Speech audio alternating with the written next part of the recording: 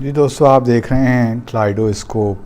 हमारे यहाँ एक रिवाज सा बन गया है कि हम जहाँ तक ख़ारजा पॉलिसी की बात है अपने आप पे बहुत ज़्यादा तनक़ीद करते हैं कि हमारी पॉलिसीज़ ख़ास तौर पे जब अफ़गानिस्तान की हम बात करते हैं, जम्मू और कश्मीर की बात करते हैं, अमेरिका के साथ अपने ताल्लुक़ात की बात करते हैं, फिर दैट मैटर और भी बहुत से इश्यूज़ हैं। लेकिन आज मैं एक आर्टिकल पढ़ रहा था द न्यूज़ में, हमारे एक साबिक़ सफ़ीर हैं उनका, और वो यही कह रहे थे कि उन्होंने बहुत सी बातें की, लेकिन मैं आज अफ़गानिस्तान पे ही बात करना चाहता हूँ कि अफ़गानिस्तान पे हमारी जो पॉलिसी थी वो मुनासिब नहीं थी, जिसकी वजह से आज हमें इतने मसाइल का सामना है।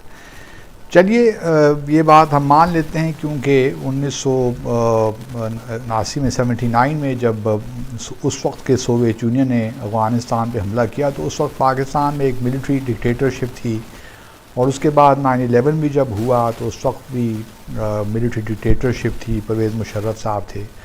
तो दोनों ऐसे अशख़ास थे कि उन्होंने अपनी ज़ाती रिजीम को या अपनी डिक्टेटरशिप को दवाम बख्शने के लिए एक लिहाज से अमेरिका का साथ दिया, आप ये कह सकते हैं।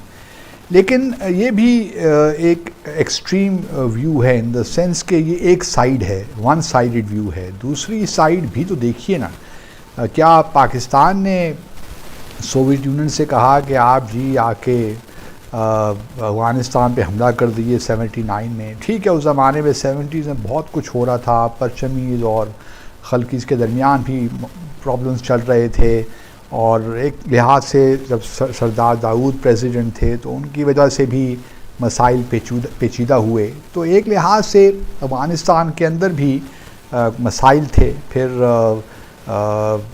सोवियत यूनियन ने जब हमला किया और उस पर कब्ज़ा किया अफ़गानिस्तान में, तो हमारे लिए मसाइल तो कई गुना बढ़ गए, इन द सेंस के रेफ्यूजीज़ भी ज़्यादा आ गए, हमारे यहाँ इंस्टेबिलिटी आ गई। उस ज़माने में कोल्ड वॉर का भी ज़माना था, दुनिया भी डिवाइडेड थी ईस्ट और वेस्ट में। तो बहरहाल हमारे नेबर पे अगर एक सोवियत यूनियन उस ज़माने की सुपर पावर आ जाती है तो हमारे लिए ख़तरे की घंटी तो बज गई थी। तो हमने कहीं ना कहीं तो रहना था, हम न्यूट्रल तो रह ही नहीं सकते थे उस सारे किस्से में, क्योंकि हमारे यहाँ बहुत से प्रॉब्लम्स शुरू हो गए थे। हम सोवियत यूनियन का भी साथ नहीं दे सकते थे, क्योंकि बहरहाल सोवियत यूनियन ने उस ज़माने में एग्रेशन किया था, एक मुल्क को ऑक्यूपाई किया था। गो कि उन्होंने तो ये क्लेम किया कि हमें तो इनवाइट किया गया था और हम तो इनविटेशन पे आए हैं। लेकिन बहरहाल ये तो हम जानते हैं, जब बड़ी ताकतें छोटी ताकतों पे हमला करती हैं तो इसी किस्म की तौजीहात पेश करती हैं। तो वो हमारे पास और क्या चारा था कि हम ये कोशिश करें कि सोवियत यूनियन वापस जाए, और हमने उसी लिहाज से अमेरिका के साथ मिलकर काम शुरू किया और अफ़गानिस्तान में एक रेजिस्टेंस पैदा की, इसमें कोई शक नहीं है। अब उसके असरात पाकिस्तान पे यकीनन हुए, और जो उसकी अफ़गानिस्तान की जो उस कॉन्फ्लिक्ट की लेगेसीज़ हैं, उस आज तक हम उसके साथ कोशिश कर रहे हैं कि उनको ओवरकम करें, इसमें कोई शक नहीं है। उसके बाद 9/11 को भी अगर आप देख लीजिए तो ठीक है, मिलिट्री डिक्टेटर थे, और उस वक्त पाकिस्तानी तो कोई इन्वॉल्व नहीं था 9/11 में। वो एक हमला हुआ, UN सिक्योरिटी काउंसिल ने एक रेजोल्यूशन पास की, उसके बाद अमेरिका ने और नेटो कंट्रीज़ ने हमला कर दिया अफ़गानिस्तान पे। तो हमने तो नहीं कहा था कि जी आप जाके 9/11 का ये जो वर्ल्ड ट्रेड सेंटर पे जाके हमला कर दीजिए। तो ये सारा कोई पाकिस्तान ने जो ये दो सिचुएशंस बनी, हमने तो उस पर अपनी एक लिहाज से आप कह सकते हैं कि पाकिस्तान ने अपने आप को पोजीशन किया। अब उस पर ज़रूर बहस हो सकती है कि आया परवेज़ मुशर्रफ ने जब उन्होंने ग्राउंड लाइंस ऑफ कम्युनिकेशन या उनको ट्रांजिट नेटो के सप्लाईज़ के लिए दी, क्या वो दुरुस्त फैसला था, नहीं था? अगर पार्लियामेंट होती, डेमोक्रेसी होती, तो शायद फैसले डिफरेंट तरीके से होते। ये सारी बातें मुनासिब में, इन पे रिफ्लेक्ट करना भी चाहिए ताकि ये गलतियाँ दोबारा ना हो। लेकिन मैं सिर्फ ये कहना चाहता हूँ कि वन साइडेड व्यू नहीं लेना चाहिए। अगर आपने तारीख़ का मुतालिया करना है तो अगर आप 22 तरीके से पाकिस्तान की पॉलिसीज़ को देखें तो फिर तो कुछ भी आप नताइज उसके बारे में निकाल सकते हैं। लेकिन और फिर हाइंडसाइट में तो हम सारे बड़े वाइज हो जाते हैं, गिवन सिचुएशन में आया वो फैसले ठीक थे कि नहीं ठीक थे।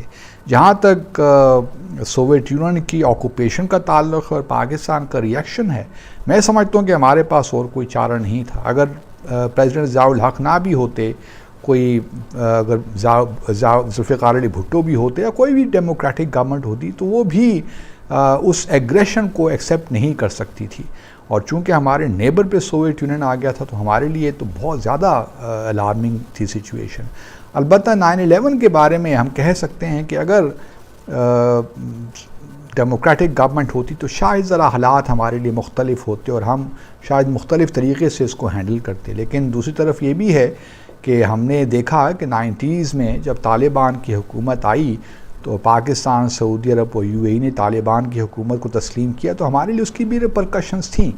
तो वो भी उस वक्त तो जमहूरी हुकूमत थी, उस वक्त तो कोई ऐसा मामला नहीं था कि डिक्टेटरशिप हो, लेकिन हमने फ़ैसले किए।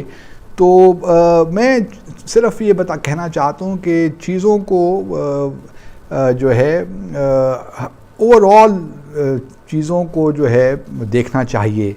एक सिस्टमिक लेवल पे कुछ चीज़ें हो रही हैं, कुछ रीजनल लेवल पे चीज़ें हो रही हैं, और यही सफारतकारी के लिए चैलेंज बन जाती हैं।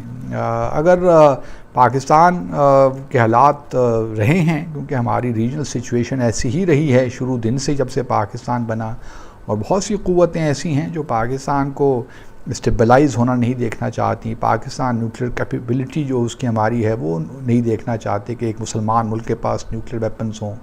तो बहुत सी चीज़ें हैं और उनको सामने रख के हमें अपने तज्ज़िये पेश करना चाहिए। ये क्या कि हर वक्त हम अपने आप ही को तनकीद का निशाना बनाते रहते हैं कि हमारी पॉलिसीज़ ये नहीं है, और उसमें से हम निकाल देते हैं जो फैक्टर्स कंट्रीब्यूट करते हैं। मैं ये कतई नहीं कह रहा कि हमारी पॉलिसीज़ में कोई सुकम नहीं थे या कोई ख़राबियाँ नहीं थी, एब्रेशंस नहीं थी, यकीनन थी, लेकिन क्वेश्चन यही है कि हम क्या करते और किस तरह इन चीज़ों को आगे लेकर चलते। तो ये एक बड़ा इम्पॉर्टेंट सवाल है और इस पे इंशाल्लाह आगे भी आपसे बात होती रहेगी।